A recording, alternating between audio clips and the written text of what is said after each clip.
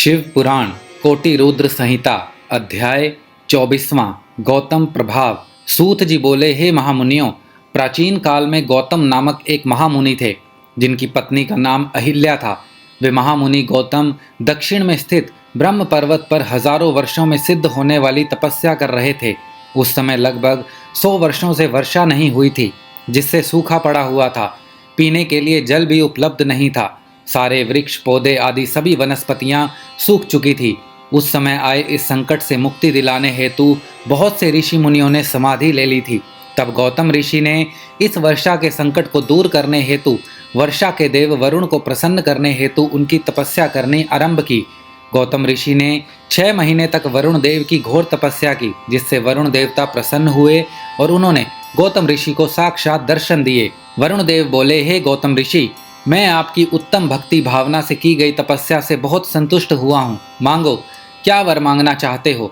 तब वरुण देव के प्रश्न सुनकर गौतम ऋषि बोले, हे वरुण देव, आप तो सर्वज्ञाता हैं।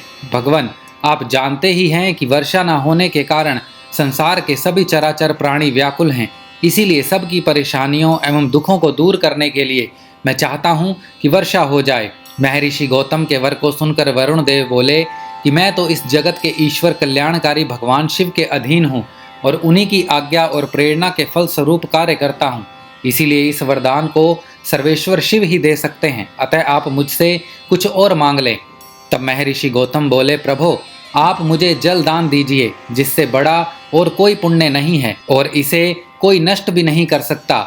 जब गौतम जी की विनती को स्वीकार करते हुए वरुण देव बोले कि आप एक गड्ढा खोदें, मैं उसे जल से भर दूंगा और उस गड्ढे का जल कभी भी खाली नहीं होगा और इसके लिए तुम्हारा नाम भी संसार में प्रसिद्ध हो जाएगा। वरुण देव की आज्ञा मानते हुए महर्षि गौतम ने तुरंत 1 हाथ लंबा और चौड़ा गड्ढा खोद दिया। तब वरुण देव ने उसे जल से भर दिया और महर्षि गौतम से बोले, हे महामुने, इस स्थान पर किए गए सभी कर्म, दान, हवन, देव पूजन, तपस्या, पितृ श्राद्ध आदि सफल होंगे। यह कहकर वरुण देव अंतर्ध्यान हो गए। तब गौतम ऋषि बहुत प्रसन्न हो गए कि सबके संकटों को उन्होंने दूर कर दिया है। इसीलिए कहते हैं कि संकट के समय बड़ों की शरण में जाने से दुखों से मुक्ति मिलती है।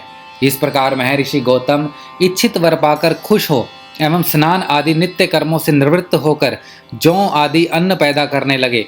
उस जल से सींचकर उन्होंने मुरझाए हुए वृक्षों एवं पौधों को पुनः लहलहा दिया।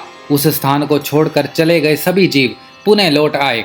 महर्षि गौतम की परम कृपा से यह स्थान रिद्धि सिद्धियों से युक्त एवं सभी मनुष्यों के लिए कल्याणकारी एवं सुखदायक हुआ। कोटि रुद्र संहिता अध्याय 24वां समाप्त।